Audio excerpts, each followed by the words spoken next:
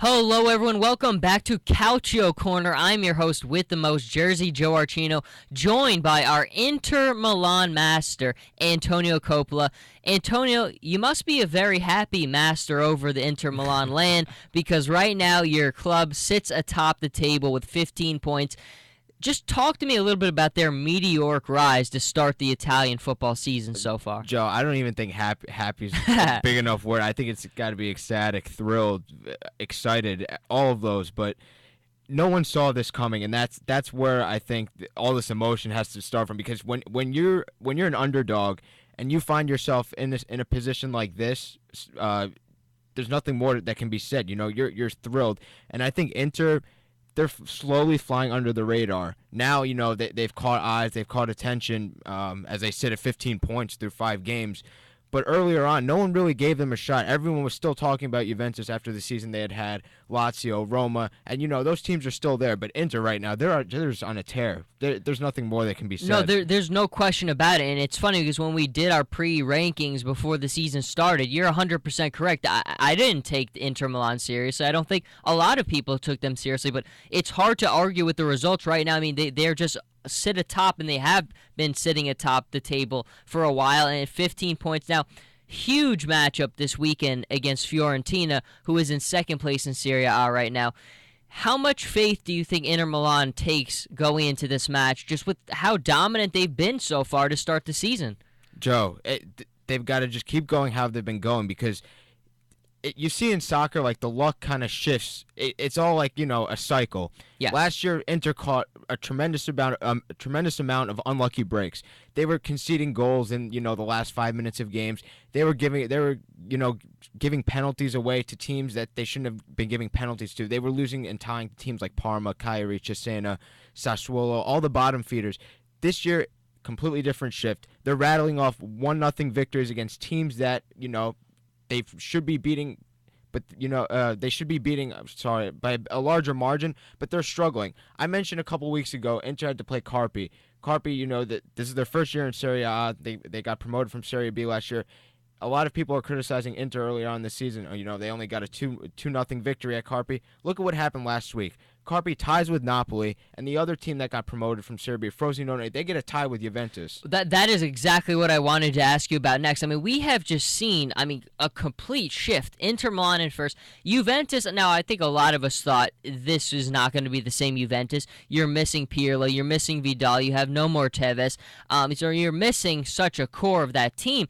But, my goodness, could you get a more resounding just testament to this is not the same Juventus than drawing in that late game against Frosinone? Joe, Frosinone, all that needs to be said is Frosinone gets their first point ever in Serie A history against Juventus. I can't even, begin to think of how they must feel after a game like that, and just the fashion that it happened in. Juve was up the entire game, and Frosinone on a set piece at the end of the game puts in a header to win, which, by the way, they also missed a penalty in that game, so they could have won. Yeah. But going back to Inter real quick, this roster is completely different. They've got 6 new starters on the field. Roberto Mancini doing a tremendous job. I know we stress it every week, but every week, every game, you see one of these guys that came in this year make a difference. It was early on in the year with Stefan Jovetic with the 3 goals in 2 games, making a difference there. Felipe Melo last week putting in, an astonishing header, like world-class play from him. Nothing more can be said about the way that these players have meshed together so quickly. They haven't had a lot of time to really play together, practice together, and get a feel for each other's games. So hats off to Roberto Mancini and the job he's done. But speaking of the game against Fiorentina, this is going to be a heavyweight matchup early on in the season. Fiorentina at 12 points, Inter at 15. If Inter can manage to win this game, that puts them really well off because they'll start to separate from the rest of the group. Well, let's go back to Mancini and then obviously the huge matchup they have. Is he one of those rare managers who truly makes that difference on a side like this?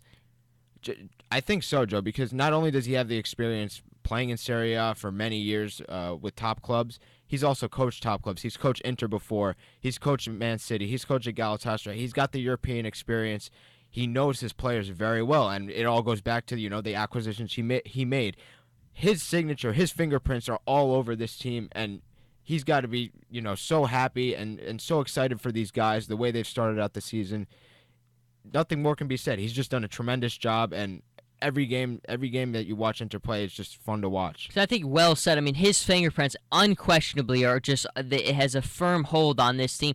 The one team that has not gained a firm hold yet, which I think, I'll ask you, is it a disappointment, is Roma. I think when we look at the whole collective roster and all the teams in Serie A, Roma is up there with the best of them. But right now they find themselves currently in ninth place with 8 points in another disappointing draw this past week. So let me ask you, what do you make of Roma's season so far?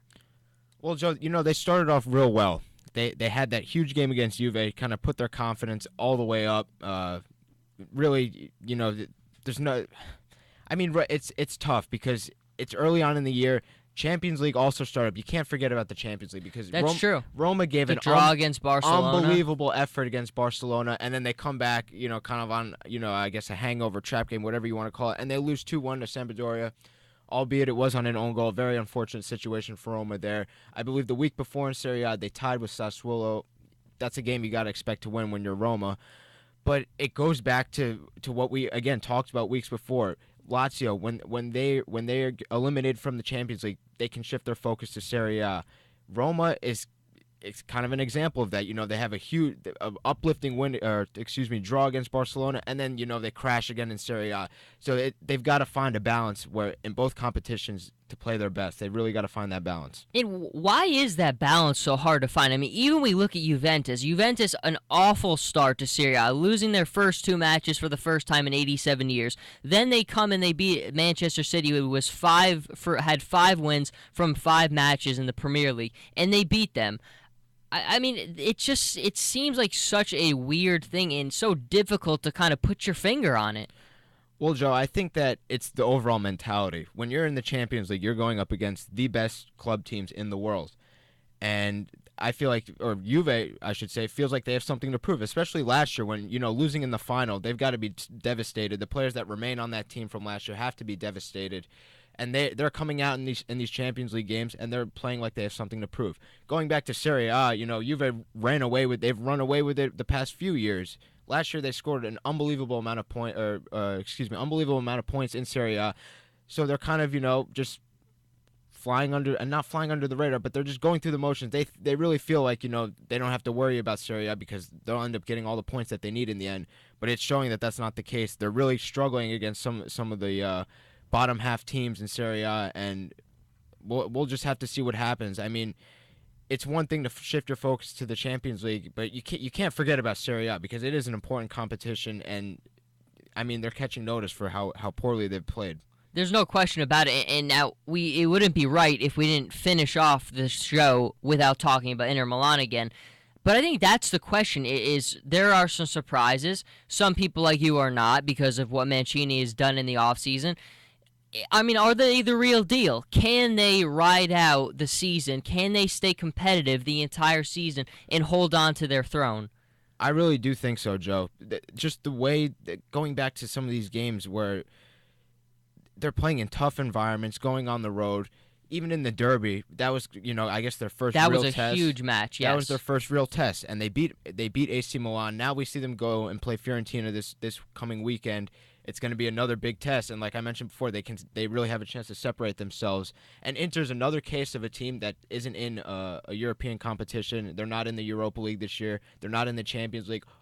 110% of their focus and effort is all on Serie A and getting a top 3 spot. And I really do think that they can compete for the title this year, especially because of some of the other teams and how they've played so far this year. If you look at the table, Milan, Lazio, Roma, and Juventus, and even not throw Napoli in there, none of these teams are in the top 6. No, it's unbelievable. I know, it's incredible. And I mean, I think when you look at that, and like you said right there, that is why Inter Milan really has a chance this year, because it just feels like it's shaping up to be a really wacky, one of those weird seasons where there's such a roller coaster ride for some. And obviously Juventus has been kind of the giant that no one could slay for so long. And now we have seen the giant has been slain. It is not the same side, which just opens the door for so many. And Inter Milan has been the ones who've stepped up and just taken that mantle.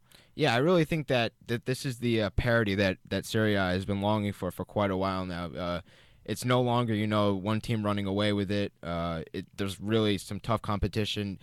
Every week there's upsets. There's games that wow, when you see the score, you look at it and you say, wow, I didn't expect that. It's kind of like what you see in the NFL, but Yeah. to an even larger degree, because you see Frosinone coming into Serie A and getting a point off of Juventus. Come on. Carpi coming in and getting a point off of Napoli after they beat Lazio 4-0. It's just unbelievable, and it's great for the game. It's great for all these teams to feel like they have a fighting chance, and it brings out the best in the players, and you get the best games to watch. There's no question about it. We will certainly continue to see if Inter Milan can continue their throne there and defend their first spot in Serie A. But he is your Inter Milan master, Antonio Coppola. I'm Jersey Joe Archino. We will be back next Friday breaking down all the matches in Serie A. Until then, we will see you.